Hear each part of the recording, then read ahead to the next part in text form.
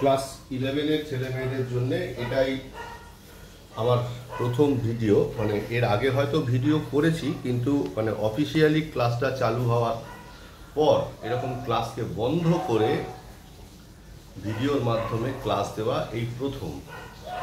তো কালকে রাত্রিবেলা আমি অনেকটা সময় বাইরে থাকতে হয়েছে এই বৃষ্টির জন্যে। যেভাবে বৃষ্টি পড়ছিল এবং যেভাবে জল জমছিল, তাতে করে আমি দেখতে পেলাম বা অনুভব করলাম ম্যাক্সিমাম পাড়াতেই এখন প্রচণ্ড পরিমাণে জল জমে যায়, সবাই আসতে পারে না। আমার অভিজ্ঞতা থেকে, বিগত 2-3 বছরের অভিজ্ঞতা থেকে বলছি। সেই জন্য মনে হলো যে এটা ভিডিও করে দিলে ক্লাসটা বন্ধ করে সবার কাছে বিষয়টা পৌঁছে যাবে। প্রত্যেকের কাছে আমার আবেদন রইল যে এই ভিডিওটা তোদের ক্লাসের পরিপূরক হলো কিনা আমাকে একটু জানাতে।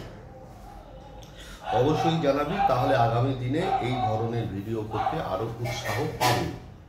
তো যাই হোক, আমি পরিব্যয় হিসাব নিকাশের ভূমিকা এই চ্যাপ্টারটা তোদের থরো পড়িয়েছিলাম, বেশ অনেকটা জায়গা ধরে বুঝিয়েছিলাম। এখানে যে সমস্ত নোটসগুলো বইতে কম মনে হয়েছে সেগুলো অন্য বই থেকে ছবি তুলে পাঠিয়েছিলাম। আশা করি তোরা খাতায় লিখে নিয়েছিস। এবারে আমরা এমসিকিউগুলো আলোচনার ক্ষেত্রে যাব। তো ব্যাপারটা হচ্ছে কি, যে প্রথম 1 নাম্বার যে এমসিকিউ রয়েছে, আমি সেখানেও মানে ডিটেইল আলোচনা করতে করতে যাব যাতে করে তোদের সুবিধে হয়। দেখ, বলছে পরিব্যয় হিসাব নিকাশ 1 নাম্বার পয়েন্ট কি বলছে, দ্রব্যের মূল্য নিয়ন্ত্রণের বাইরে থাকলে প্রয়োজন নেই। দ্রব্যের মূল্য নিয়ন্ত্রণের বাইরে থাকলে প্রয়োজন নেই। আগে থেকেই প্রতিষ্ঠানকে তার উৎপাদন ব্যয় নির্ধারণে সাহায্য করে। মানে উৎপাদন ব্যয় নির্ধারণে সাহায্য করাই তো পরিব্যয়ের কাজ।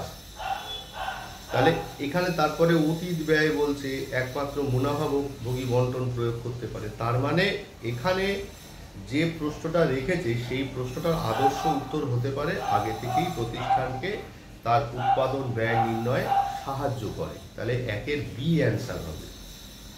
2 নাম্বার কি বলছে, 2 নাম্বার বলছে যে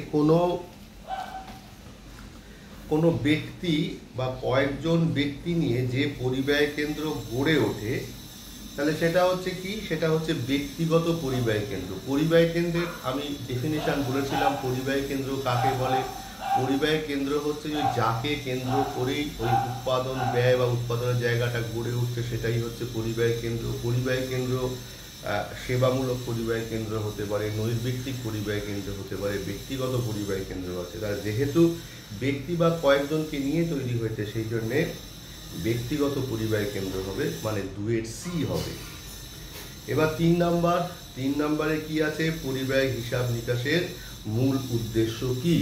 তা পরিব্যয় হিসাব নিকাশের মূল উদ্দেশ্য, একটা কাজ কর, চলে আয় পরিব্যয় হিসাব নিকাশকরণের উদ্দেশ্য। দেখ, এখানে যে পয়েন্ট আছে তার মধ্যে আমাদের ম্যাচ করছে ব্যয় নিয়ন্ত্রণ। পেজ নাম্বার 13, 3 নাম্বার পয়েন্টের দিকে তাকা, লেখা রয়েছে ব্যয় নিয়ন্ত্রণ। তাহলে এখানে তুই লক্ষ্য করে দেখ যে পরিব্যয় হিসাব নিকাশের উদ্দেশ্য হলো, মূল উদ্দেশ্য কি, বাহ্যিক ব্যবহারকারীদের প্রতিবেদন পেশ নেই। তারপর কি আছে, ব্যয় নিয়ন্ত্রণ করা রয়েছে, অতিরিক্ত মুনাফা অর্জন করা নেই। তারপরে কি আছে, ব্যয় হ্রাস করা, সেটাও নেই। তার মানে আমরা কি দেখতে পাচ্ছি, ব্যয় নিয়ন্ত্রণ করা, এটাই হচ্ছে আমার আদর্শ উত্তর। 4 নাম্বার হচ্ছে পরিব্যয় হিসাব নিকাশ হলো, এর আগে বহুবার পড়েছি, একটা কলা এবং বিজ্ঞান, মানে 4-এর সি।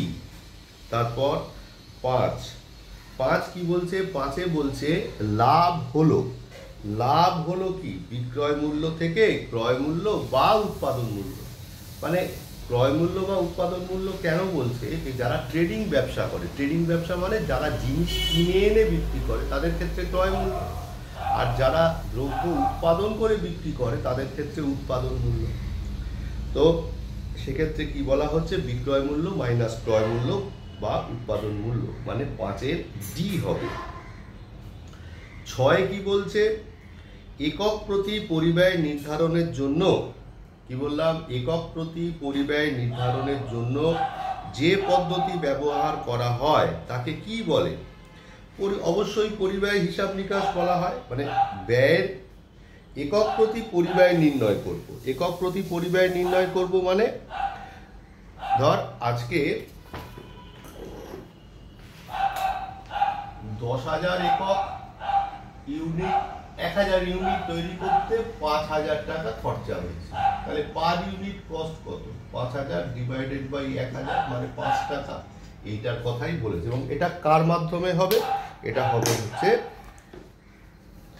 ওই কি বলে পরিব্যয় হিসাব নিকাশের দ্বারাই হওয়া সম্ভব।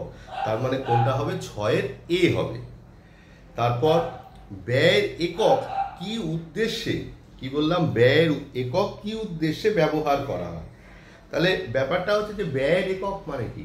ধর লিটার, মিটার, তাহলে সেটা তো ব্যয় নির্ধারণে ব্যবহার করা হয়। মানে কতটা ব্যয় হচ্ছে সেটা নির্ধারণে ব্যবহার করা। তাহলে 7-এর সি হবে। একটু অপেক্ষা কর, দেখিনি ভিডিওটা কি লেন্থে আসছে।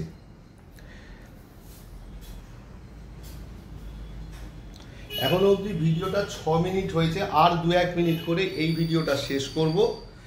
তারপরে কিলোগ্রাম হলো পরিব্যয় একক। কিলোগ্রাম হলো পরিব্যয় একক, মানে 8-এর বি হবে। কোনো প্রতিষ্ঠানে পরিব্যয় হিসাব ব্যবস্থা প্রতিস্থাপন করার ক্ষেত্রে কোন কোন বিষয়টি বিবেচনা করতে হয় না? এই যে কারবারের প্রকৃতি, সাংগঠনিক পরিকাঠামো, ব্যবস্থাপনার নীতি। দেখবি বইয়ের শেষের দিকে যেটা ছিল যে কোনো একটা জায়গায় কস্টিং সিস্টেমকে ইনস্টল করতে কি কি বিষয় বিবেচনা করতে হয়, এই 3টে পয়েন্টই আছে। কম্পিউটারের ব্যবহারটা নেই, বিবেচনা করতে হয় না আছে। তাহলে কম্পিউটার ব্যবহারটা হবে হচ্ছে আমার এখানকার উত্তর।